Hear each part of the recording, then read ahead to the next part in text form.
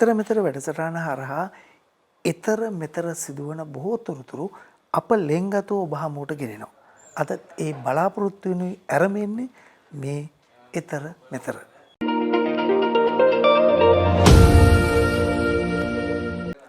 අපි යමු අද දවසේ පෙළ ගැස්මට. අපබල මොනවද අද දවසේ අප කතා බහ කරන්න කියලා. ලෝවතා නිදහස් සැමරුම්.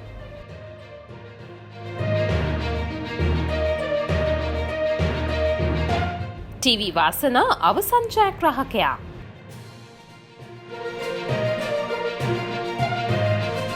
විදේශ ප්‍රේෂණ සඳහාම වෙන් වූ නවතම දුරකථන යෙදවුම.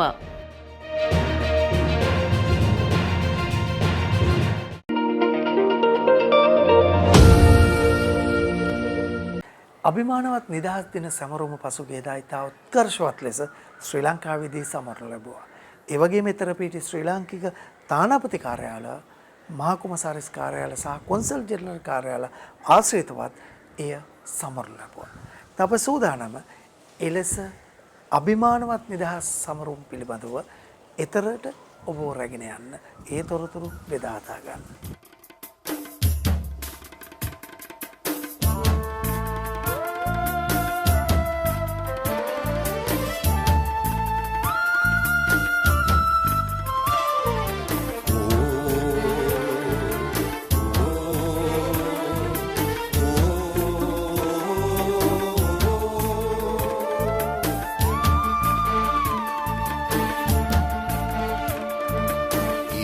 පායනා දේශය ලොව ලොබ බැඳුණු දේශය මගේ මේ රටයි සුන්දර බලනු මැනසකි.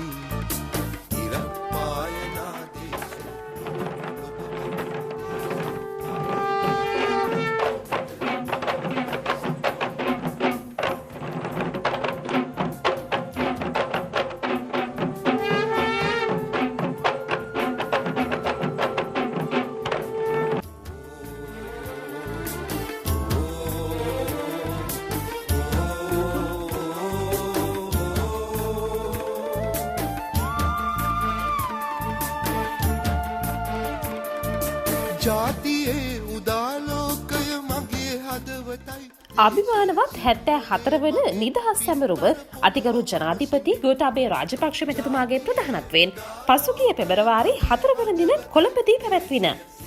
ඊට සමගාමීව ඊතර පිහිටි ශ්‍රී ලාංකික තානාපති කාර්යාල, මහා කොමසාරිස් කාර්යාල, කොන්සල් ජෙනරාල් කාර්යාල මෙන්ම ශ්‍රී ලාංකික සංවිධාන සහ ආයතනද අභිමානයෙන් 74 වන නිදහස් සැමරුම එම රටවන පවතින සෞඛ්‍ය ක්‍රමවේදයන්ට යටත්ව පවත්වන ලදී.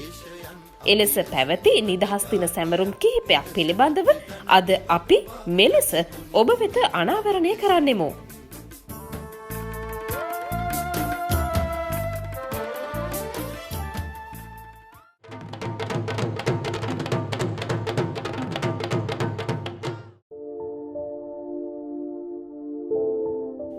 අමරිකාවේ ශ්‍රී ලංකා තානාපති කාර්යාලය සංවිධානය කරන ලද නිදහස් සැමරුම් උළෙල පැවැත්වුණේ තානාපති ගරු මහින්ද සමරසිංහ මැතිතුමාගේ ප්‍රධානත්වයෙන් වොෂින්ටන්හි පිහිටි ශ්‍රී ලංකා තානාපති කාර්යාලයේදී.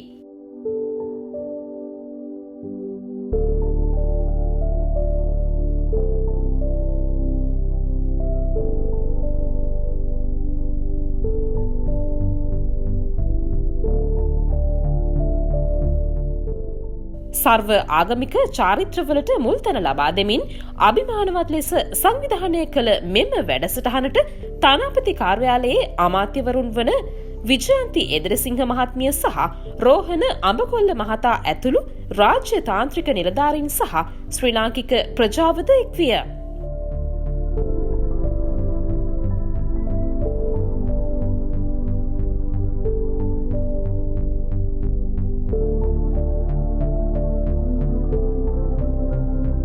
ශ්‍රී ලංකාව ගැන කතා කරනකොට ශ්‍රී ලංකාවේ විවිධ ජන කොටස් ජීවත් වෙනවා. විවිධ ආගම් අදහන ජනතාව ජීවත් වෙනවා. විවිධ භාෂාවන් කතා කරන ජනතාව ජීවත් වෙනවා. විවිධ සංස්කෘතික පිළිවෙත් අනුගමනය කරන ජනතාවක් ජීවත් වෙනවා. එතකොට මේ විවිධාංග පාගා දාන්න නැතුව මේ විවිධාංග ආරක්ෂා කිරීම තුලින් නඩත්තු කිරීම තුලින් අපි බලාපොරොත්තු වෙන්න ඕනේ බොහොම පැහැදිලි නියම ශ්‍රී ලාංකික අනන්‍යතාවයක් අපේ රටේ ගොඩනගන්න. මේ අනන්‍යතාවය ගොඩනැගීමත් එක්ක සියලු දෙනාගේ සහයෝගය ඇතිව අපිට අපි බලාපොරොත්තු වෙන පවතින සාමය ඒ වගේම අපි බලාපොරොත්තු වෙන සංවර්ධනය තිරසාර සංවර්ධනය ඒ හරහා අපිට ලබා ගන්න පුළුවන්කම ලැබෙනවා කියන එක මම මේ අවස්ථාවේදී මතක් කරලා දෙන්න කැමතියි. මේ වැඩපිළිවෙල දැන් අපි ආරම්භ කරලා තියෙනවා. මේ වැඩපිළිවෙල මේ අවුරුද්දෙත් බොහොම ශීඝ්‍ර අන්දමින් ක්‍රියාත්මක කරන්න ජනාධිපතිතුමා ප්‍රමුඛ අපේ රජය කටයුතු කරන්න බැඳී ඉන්නවා කියන එක මම මේ අවස්ථාවේදී මතක් කරන්න කැමතියි. විදේශ ප්‍රතිපත්තිය ගැන වචනයක් කතා කරනකොට අපි නොබැදි සමුළුවේ මූලාරම්භයේ පටන් ඉන්න රටක් හැටියට කටයුතු කරපු රටක් හැටියට අපේ ප්‍රතිපත්තිය වෙලා තියෙන සෑම රටක් සමගම හොඳ සම්බන්ධතාවයක් ගොඩනගලා සෑම රටක් සමගම ඒ සුහද සම්බන්ධතාවයක් හරහා අපේ රටට ලබා ගන්න පුළුවන් දෙයක් ලබා ගැනීම තමයි අපේ විශේෂ අරමුණ වෙලා තියෙන්නේ. හැබැයි ඇමරිකාව වගේ රටක් ගැන අපි කතා කරනකොට ලෝකේ බලවතා හැටියට මේ රටත් සමග අපි විශේෂ සම්බන්ධතා ගොඩනැගීම අපේ රටටත් අපේ ජනතාවටත් සුබවාදී දෙයක් වෙනවා කියන එක අපි අමතක කරන්න හොඳ නැහැ. මම බැඳී ඉන්නවා මම වොෂින්ටන් නගරේ තානාපතිවරයා හැටියට ශ්‍රී ලංකාවේ තානාපතිවරයා හැටියට කටයුතු කරන මේ අවුරුදු 3 ඇතුළත ශ්‍රී ලංකාව අපේ රට ඇමරිකාවත් සමග කිට්ටු සම්බන්ධතාවයකට ගෙනියන්න කටයුතු කරන්න.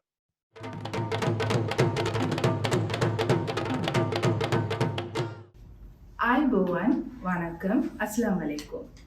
Excellencies, ladies and gentlemen, we warmly welcome you to the commemoration of the 74th anniversary of independence of the Democratic Socialist Republic of Sri Lanka, organized by the Permanent Mission of Sri Lanka to the United Nations in New York.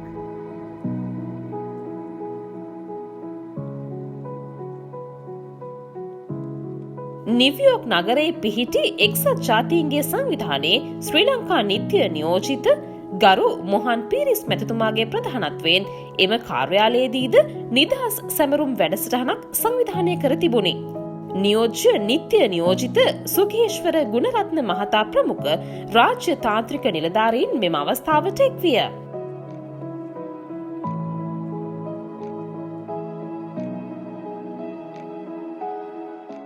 My dear friends, Sri Lankans value independence and self-determination, placing importance on the role of the individual in shaping his or her own identity and destiny through one's choices, abilities, and efforts. The independence that Sri Lanka fosters is one that promotes a citizen's ability to be self-reliant, a citizen's ability to be self-sufficient, to be able to do what is necessary to create a fulfilling life for oneself and for one's family.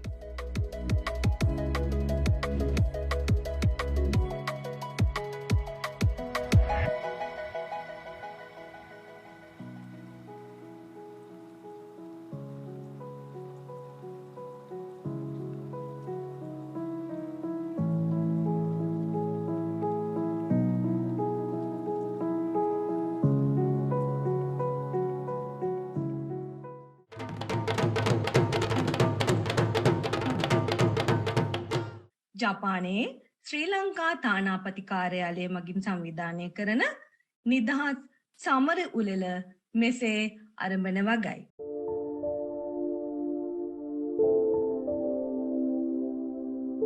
ජපානයේ ශ්‍රී ලංකා තානාපති ගරු සංජීව් ගුණසේකර මැතිතුමාගේ ප්‍රධානත්වයෙන් පැවති නිදහස් සැමරුම් උළෙලද එම තානාපති කාර්යාලයේදී පැවැත්විනි. Online තාක්ෂණය ඔස්සේ එම වැඩසටහන නැරඹීමට ජපානයේ විවිධ ප්‍රදේශවල වෙසෙන ශ්‍රී ලාංකික ප්‍රජාවටද අවස්ථාව උදා විය. වසර 74කට පෙර නිදහස ලබාගත් ශ්‍රී ලංකාව බහු වාර්ගික බහු ආගමික සමාජයක් වන අතර 1931 ඩොනමර් ආණ්ඩුක්‍රම ව්‍යවස්ථාව තුළින් සර්වජන ඡන්දය බලය සම්මත කර ගැනීමෙන් ආසියාවේ පැරණිම ප්‍රජාතන්ත්‍රවාදී ඇති රට ලෙස ඉතිහාසගත වේ. අප මෙම ප්‍රජාතන්ත්‍රවාදී ක්‍රමයේ විශ්වාස කරන්නේ නම් ඉවසීම, නීතියේ ආධිපත්‍යයට ගරු කිරීම සහ කාර්යක්ෂම රාජ්‍යාංශයක් ඇති කිරීම මේ ඉන්දීය සාගරයේ පිහිටි අපගේ සුන්දර දිවයින සමෘද්ධිමත් වීමට අවශ්‍ය අංගයකි. විශේෂයෙන්ම පළමු ලෝකයේ රටක ජීවත් වන පුරවැසියන් ලෙස අද අපේ වගකීම වන්නේ අපේ රට, අපේ ජාතිය, අපේ සහෝදර සහෝදරියන්ට උපකාර කිරීමය.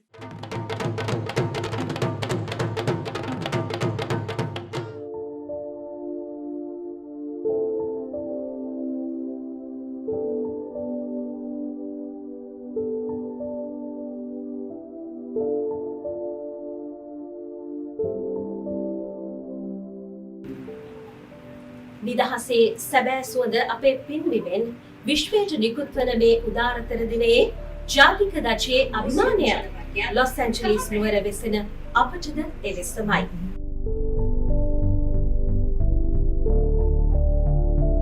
මේ අතරතුර ලොස් ඇන්ජලිස් කොන්සල් ජෙනරාල් වෛද්‍ය ලලිත් චන්ද්‍රදාස මැතිතුමාගේ ප්‍රධානත්වයෙන් පවත්වන ලද නිදහස් සැමරුමද එම කොන්සල් ජෙනරාල් කාර්යාලයේදී පැවැත්විනි. Zoom තාක්ෂණය ඔස්සේ මේ සඳහා විශාල පිරිසක් එක් වූ බව එහි සිටින එතර මෙතර වාර්තාකරු පවසයි.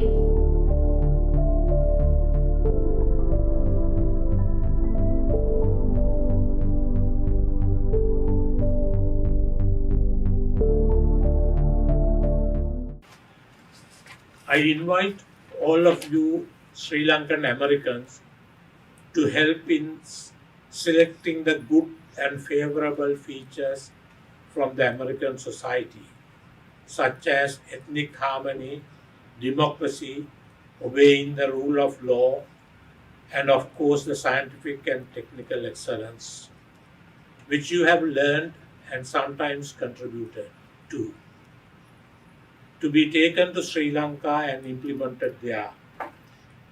This, I am sure, will contribute in no small way to strengthen the hands of His Excellency the President and his government in their effort to establish free and just society for all Sri Lankans based on sustainable green agriculture, as described in His Excellency's policy statement, Saubhagya Dakma, a vision which will usher prosperity back to our own country, Mother Sri Lanka.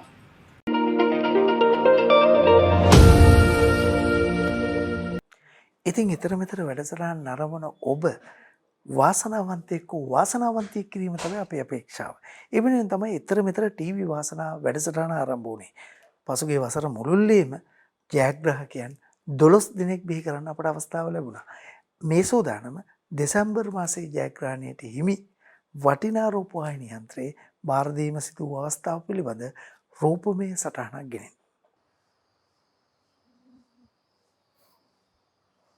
අයිබෝන් 2021 දෙසැම්බර් මාසයේ TV වාසනා ජයග්‍රාහකයා සොයාගෙන අපි පානදුර ප්‍රදේශයට පැමිණුණා. ඔහුට හිමි වර්ණ රූපවාහිනිය පානදුර අධිශ්‍රේණි ශාඛාවේදී ප්‍රදානය කරන්නයි මේ සූදානම.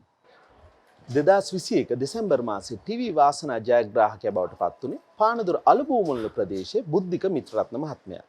එතුමාට හිමි වර්ණ රූපවාහිනිය ප්‍රදානය කිරීම සඳහා පානදුර අධිශ්‍රේණි ශාඛාවේ ගරු කළමනාකාරතුමිය ආර්.ඒ.පී.ඩී. රණසිංහ මැතිතුමියට අපි ගෞරවයෙන් ආරාධනා කරනවා.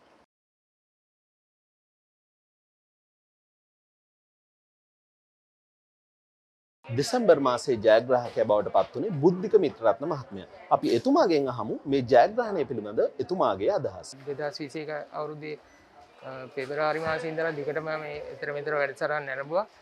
ඉතින් ඒ හැම වැඩසටහනකම මම මේ BOC ස්මාර්ට් රෙමිට් ලාංඡනය දිසු වාර ගන්න නිවැරදිව මම එක්ස්පීරියන්ස් කරා. ඉතින් මම විශ්වාස කරා මට ජයග්‍රහණය ලැබෙයි කියලා. ඉතින් දෙසැම්බර් මාසයේ ජයග්‍රහණය මට හිමි වෙලා තියෙනවා.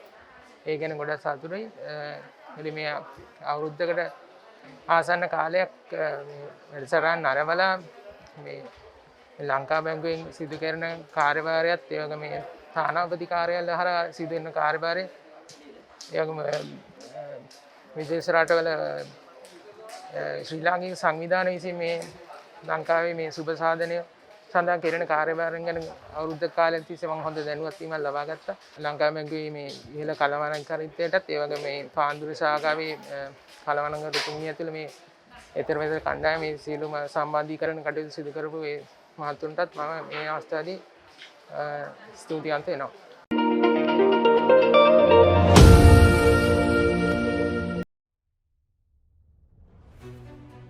විදෙස්ගත ශ්‍රී ලාංකික ශ්‍රමිකයන් මෙරටට එවන විදේශ විනිමය මෙරටට එවීම පහසු කරවීම සඳහා ලංකා රෙමිට් නමින් නව ජංගම යෙදවුමක් හඳුන්වා දීම මහ බැංකු මූලස්ථානයේදී පසුගියදා සිදුවිය. මේ හරහා ඕනෑම රටක සිට මෙරටට මුදල් එවීමත් ශ්‍රී ලංකාව තුළ ඕනෑම බැංකු ගිණුමකට මුදල් මාරු කිරීමටත් මෙම යෙදවුම හරහා සිදු කළ හැකි බව ශ්‍රී ලංකා මහ බැංකුව පවසයි.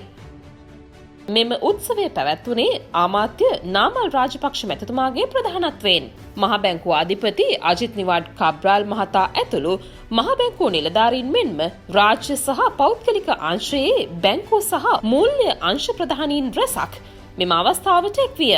ලංකා ක්ලියර් ලිමිටඩ් ආයතනය මෙම යෙදවුම නිර්මාණය කර ඇත.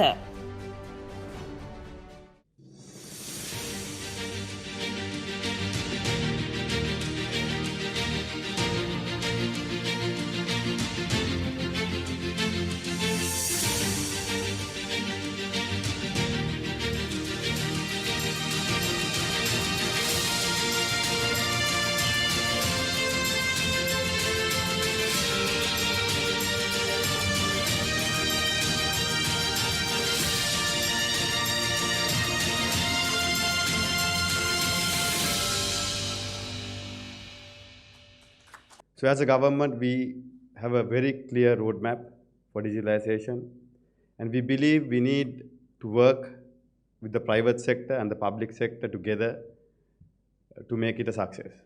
And I must thank the central bank, because earlier I think when you say digitalization, the modern technology, central bank has always, not by the central bank, by the public and us, we had a different opinion, I would say.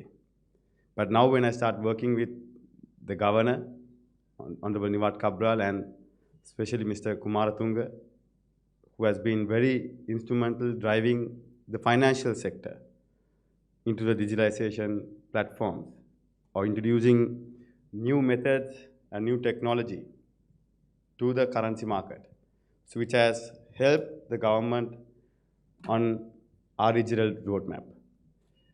Especially when it comes to the foreign remittance. We believe with the trust and faith that people have is very important. And simply make it more simple to use technology. So we believe introducing these kind of apps will allow them, and also connecting those with their day-to-day lifestyle, like utility bills, even with the Foreign Employment Bureau, and payments to the consular department, passport office, where they have to keep on travel up and down to do their payments. We'll definitely encourage them to get into not only this app but also get into other technology as well. I think it's a very important milestone in our history that we are now able to respond with actual status on the ground to the situation that is being confronted by us. We did see our remittances being threatened. We did see some other agencies taking a share of the remittances that were legitimately coming into the country. We could have just waited. We could have said, what can we do? This is happening and we can't do anything about it. Or we could have disturbed that situation that was emerging and take steps to make sure that we deal with it. So I think we see that in action today. When we did see some of our remittances being threatened and alternative methods being adopted, the central bank, together with the banking industry, which had felt this situation, and with the total commitment of the government, particularly our youth and sports minister, we were able to set up a new scheme which will address that situation. So I'm confident that as we go on, we will be able to make sure that we take the necessary steps as an industry to respond to this situation. Hand over tokens of appreciation to the participants. First of all, Bank of Ceylon. මහබැංකු අධිපති අජිත් නිවාඩ් කබ්‍රාල් මහතාගේ සංකල්පයක් මත මෙම වැඩපිළිවෙල සැකසීමේදී ලංකා බැංකුවත් මහ බැංකුවට ඉතා සක්‍රියව දායකත්වය ලබා දී තිබුණු අතර ඒ වෙනුවෙන් විශේෂ ඇගයීම් තිලිනයක්ද ලංකා බැංකුවේ මහා කළමනාකාර KED සුමනසිරි මහතා වෙත ප්‍රදානය කරන ලදී.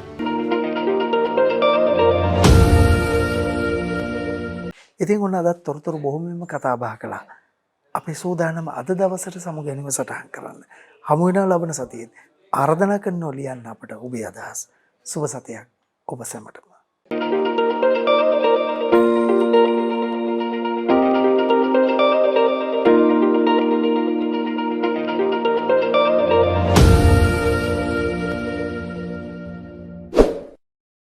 ඔබට පුළුවන් පහලින් තිබෙන subscribe button එක ක්ලික් කරලා අපේ channel එක subscribe කරන්න. ඒ වගේම අනිත් අයට බලන්න share කරන්න.